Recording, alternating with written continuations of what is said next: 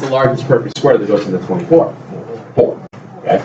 So that's the square root of 4 times the square root of 6. So your answer would be 2 root 6. Okay. Now, do you remember how to rationalize? What rationalizing means? Oh yeah, when you like multiply. Would you like multiply like by the square root of 2 on the bottom? Exactly. Very good. Very good. What happens here in most math is that we never keep radicals in the denominator. Okay? It's an improper way of doing things. So what happens here is that this is the exact same thing as saying the square root of 7 divided by the square root of 2. Okay? Now, in order to get rid of the radical in the denominator, you're going to multiply it by some factor of 1. You're just making that factor 1 kind of funky looking. So what you do is you multiply top and bottom by square root of 2. Because square root of 2 times, or divided by the square root of 2 is still 1. Okay. When you're multiplying fractions, you're just multiplying straight across. So root 7 times root 4, root 7 times root 2 is root 14. Square root of junk times square root of junk is just junk. In this case, it's 2. That cannot be simplified at all because that's inside of a radical, whereas the other one is not. Does that vaguely ring a bell? Yeah, actually. Okay. I don't remember what we do with that. You leave it. Yeah, you're done. All right. The reason why I say this is because what we're going to be doing, well, I'm not going to about that one. What we're going to be doing is little things like this every once in a while. No, I don't remember this. You don't remember that? So, it's the same basic idea. It's the same basic idea, but instead of multiplying by just the square root of 2, now what we're doing is we're multiplying by what's called a conjugate. Does that term ring a bell? So what happens here is we need to create basically a perfect square, right? Or excuse me, we're going to create a difference of squares. I said that incorrectly. Because when you think about, if you have a plus b, what do I multiply that by to not have a middle term? A minus b. Because if I multiply all that out, I'd get a squared plus ab minus b squared. The middle terms drop. This is a way to eliminate radicals by multiplying by what's called a conjugate. And a conjugate is basically the exact same thing as what you see in the denominator with a different sign. That's all that is. So if I multiply top and bottom here by 1 minus the square root of 2,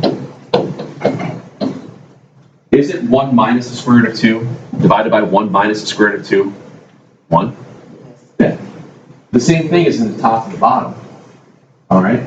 If I FOIL out that denominator, I get 1 minus root 2 plus root 2 minus root 2 squared. What's the square root of junk squared? Junk. Okay, and that's where my little saying comes into play a lot. The square root of junk squared is always junk. So when you get this, these two guys drop, and you get 1 minus 2 in your denominator. What's 1 minus 2? -1. So -1 is the denominator. Yeah. Okay. The numerator you would still have to FOIL out completely and combine like terms. So if you FOIL out the numerator, you'd get 3 minus 3 root 2 minus the square root of 3 plus the square root of 6. Well, that cannot be simplified any at all. You can't combine any of those like terms. And it does look a whole lot worse than it was. Yes, sir. Oh, first outside, inside, last. You're still doing the same thing. It's still I'm still doing this. Okay, I'm still doing that. It's just with numbers. So then you wind up with, what was it, 3 minus 3 root 2 minus root 3 plus root 6 all over negative 1.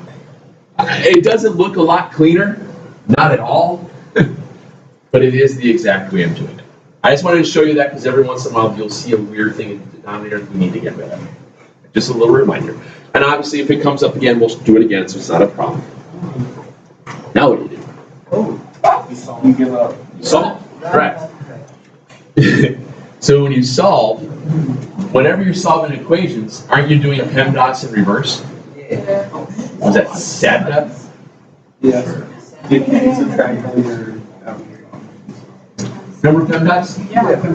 Please excuse my Xerox tally. Well, whenever you solve an equation, you're doing PEMDAS in reverse. PEMDAS? PEMDAS.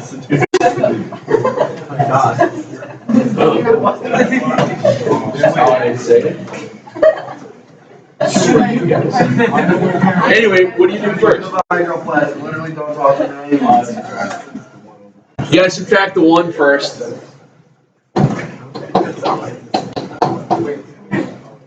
Now what? You gotta divide, yep, you gotta divide first. You gotta divide before you can do anything else.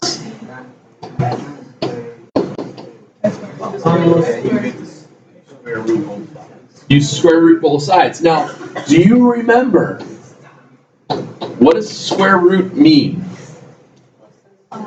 Very good. Square root means what are two numbers that are the same that multiply together to get whatever you're talking about here. So the square root of 8 would be, there are two numbers, 2 root 2 and, yeah, it's plus or minus. So your answer would be plus or minus 2 root 2, okay? Now, that's the one thing that's different now, because we're taking whenever you take a square root over an equal sign, you always have plus minus. Okay, there will always be plus minus there. All right? Just a little reminder.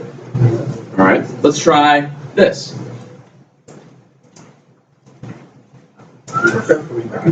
Right there. It's like, whoa.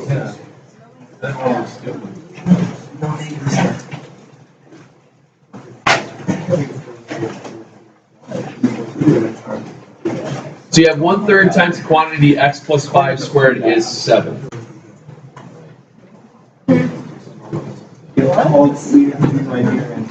What do you have to do first? But we're doing it backwards, so you divide by. That's if you're doing order of operations. When I'm solving, I'm going the other way. Is there anything that I can subtract first? No. Okay. You can't subtract anything. That anytime you solve an equation, you're doing that in reverse. That's just the rules. Well, you've learned something new today. You're welcome. Is there anything I can add? No. Is there anything I can divide? Yeah, you can divide 1/3. I can divide 1/3, but what's the same thing as dividing by 1/3? Multiply by 3. Yep. Multiply by 3. I think that's where you're getting to, right? Get rid of it. Now you have x plus 5 quantity squared is 21. Yep. Do I FOIL that out? No. No. What do I do? Square root. I square root both sides. I'm going to get x plus 5 is plus or minus root 21. Is there anything I can simplify on the square root of 21? No. So the last thing I'm going to do now is subtract the 5. Now, one of the things I want you guys to remember when you're doing math etiquette, if you will, math etiquette, what happens is when you move that 5 over, it always goes in front of the radical stuff. Whole numbers and things, and that would be your answer. -5 plus or minus the square root of 21.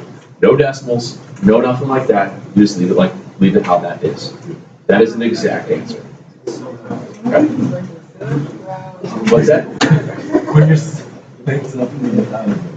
When it's just order of operations, if it's just simplifying, you're just substituting in. Think about when you're doing the when we were doing substitute x values in to find your y when you're doing your vertices and stuff, ordered pairs.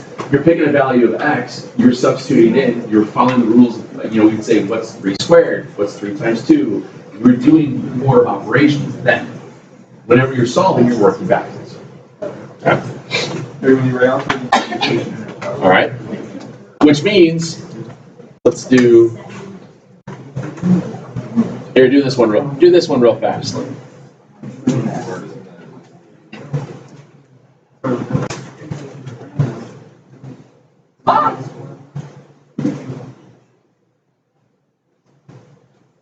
Because we're gonna open up the whole nother world here. Yes. Yes. Don't you dare open your eyes. I don't know how the song goes. Oh, don't you? Oh, yeah, exactly.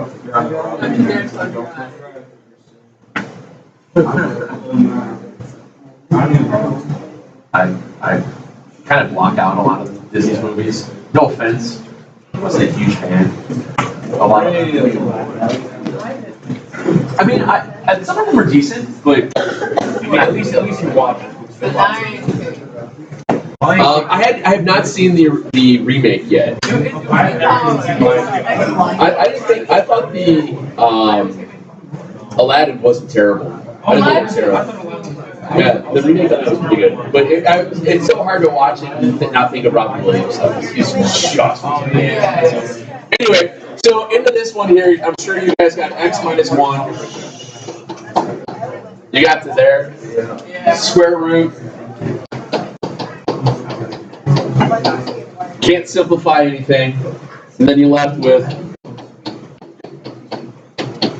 you got that. All right. Now, this leads us now to what happens when you get something like this.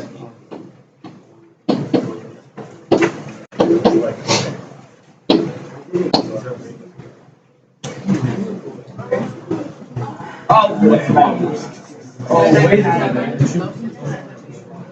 You can't square root negatives without solution.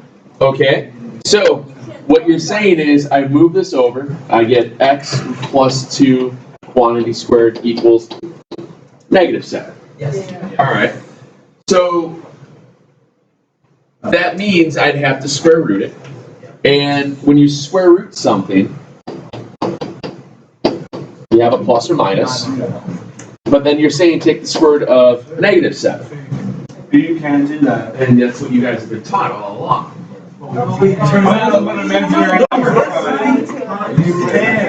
Guess what? Your math has now doubled. You can now take square roots of negatives. Because it's complex. Well, I am sorry, so sorry that I can't. So, what happens here is we get into this little bit of something called complex numbers.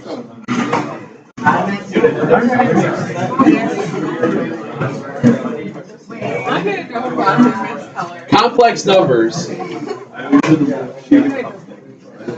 Complex numbers are derived from the square root of -1. Okay? The square root of -1 means what are two numbers that you need to multiply together to equal that value?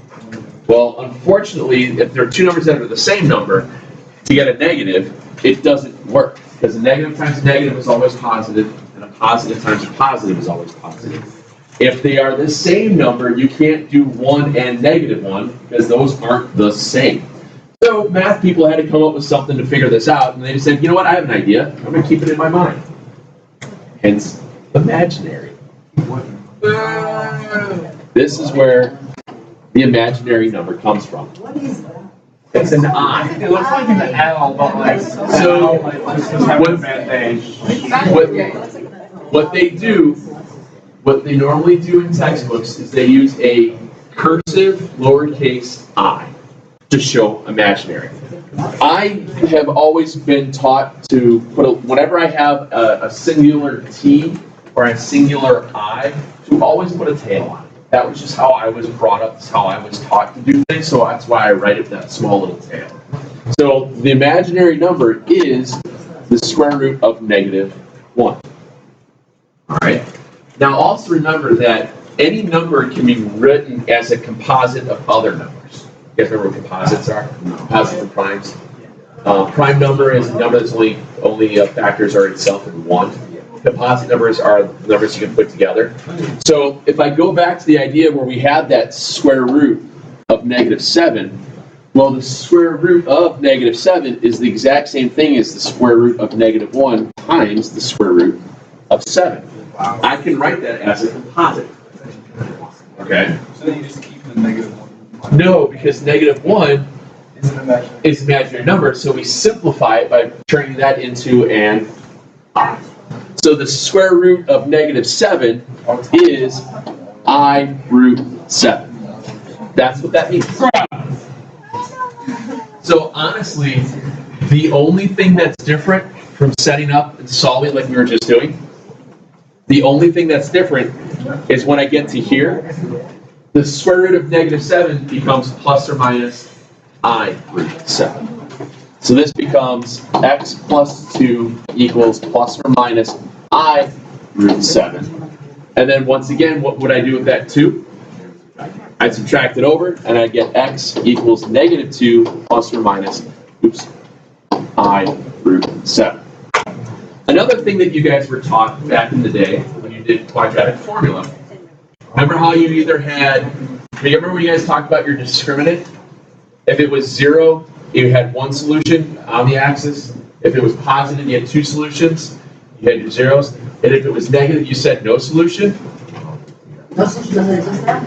No solution doesn't, it still exists, but the problem that your quadratic was still there. You still had a curve. It just meant that the curve itself didn't have any zeros, didn't have any real zeros. Anytime you have a curve that doesn't cross the x-axis, it's got imaginary roots.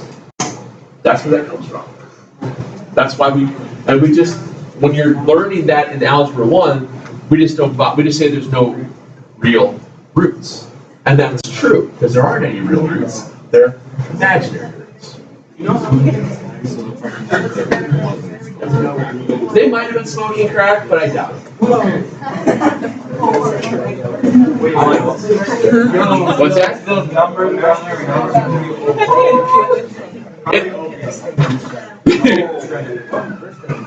All right, same idea here. Square root of -12. If I want to simplify the square root of -12, what would that be? I root 12. No. Oh, wait. It'd be I. It'd be I. Or would it be 2 I root? Yes. Yeah. So when we write this out, since the 12 has you can simplify the square root of 12, and we can simplify the square root of -1. What happens here for the mathicant, when you put I in the values with that, you would write it as 2I root 3. Whole numbers go first, then it's imaginary, then the root. That's just the order in which they write them out. Okay. If you wrote I 2 root 3, is it the end of the world? No.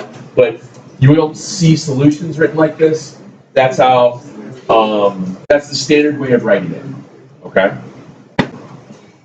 So let's do some props. Al will do this one tomorrow. Oh, I hit the wrong button. That's why. Hit that. No, they're doing that project. They're going on right now. Let's try that number 5. So I have 2x squared plus 3 is -13.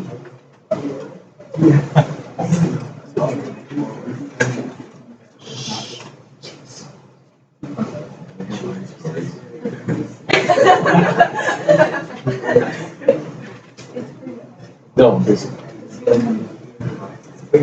I don't have one. Would you Are you trying?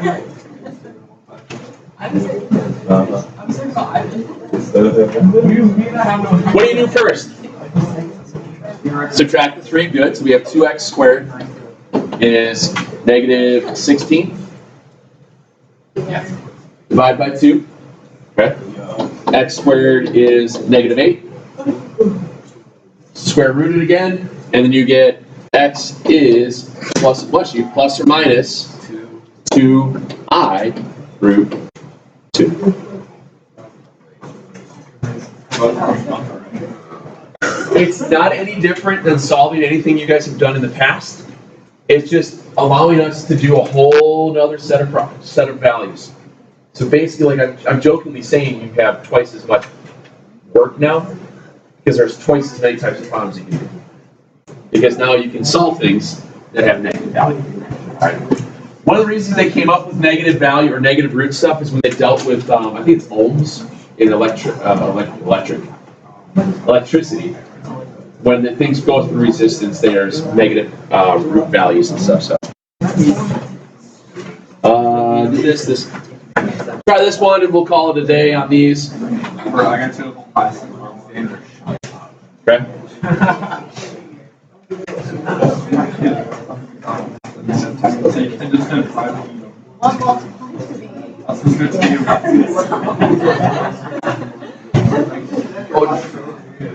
Do you know how to search for the values of the You go to take the settings. No. Oh, why do you do them on the pad? Or do you go to independent and do that? No. I'll show you how to do it.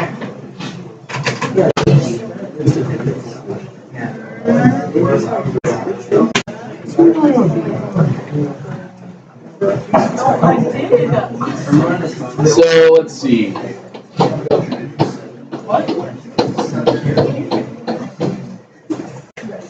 So far, so good at that? Yeah. Okay. Divide by 3.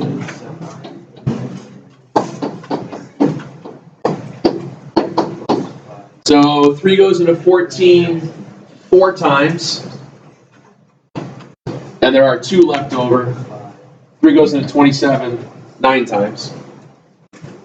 Square root of 49 is 7. So therefore, the square root of negative 49 would be Negative 7. 7i. So I wind up with x plus 5 is plus or minus 7. Oops, sorry, 7i. And then lastly, what do I do with that i? Yep.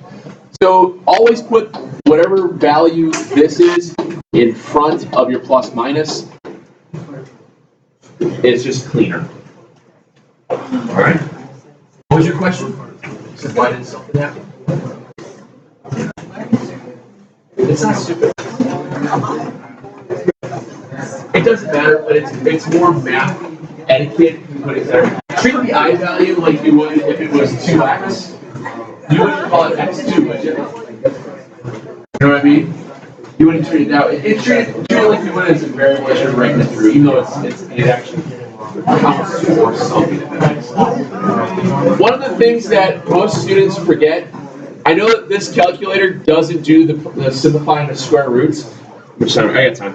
One of the things that you can do to search for them, if you go to your y equals table, and what I want you to do is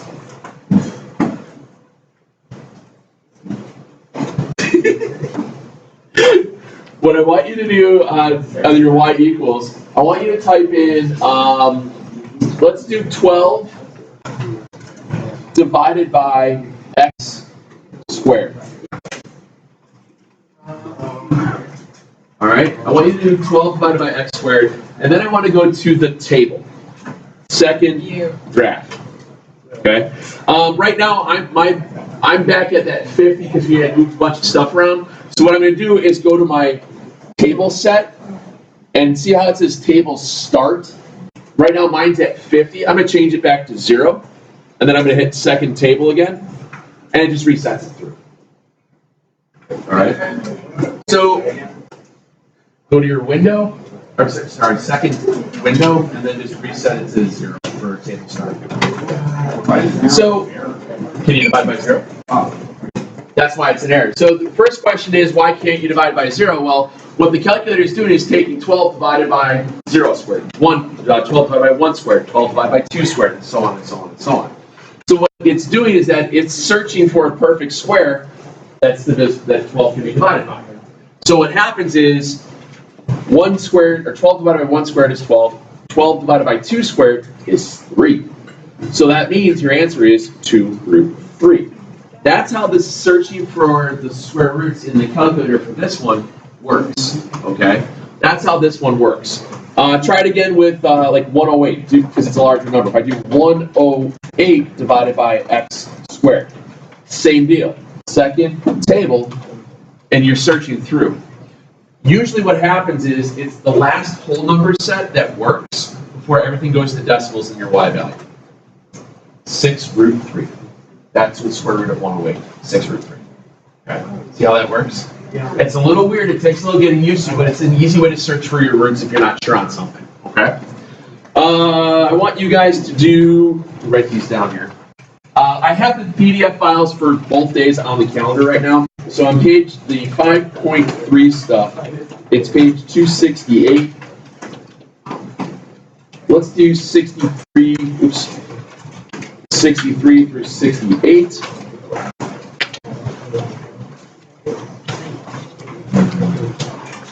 And then, yeah. And then on the 5.4.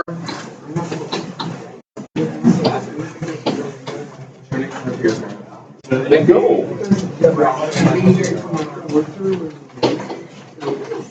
Do 20 through 28. Okay? All right. Both PDF files are up there. It shouldn't be too tough. It's all basically the same thing. You're working with equations, solving for x, and then going from there. All right?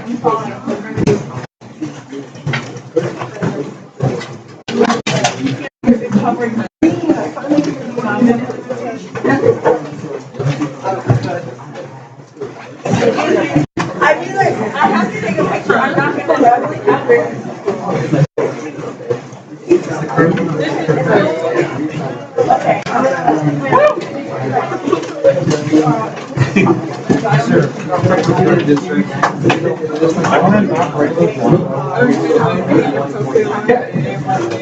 So then your answer would have been, well, what's the square root of 49? 7. You wrote root 7. So your answer would be 7. I like jumping on this flag.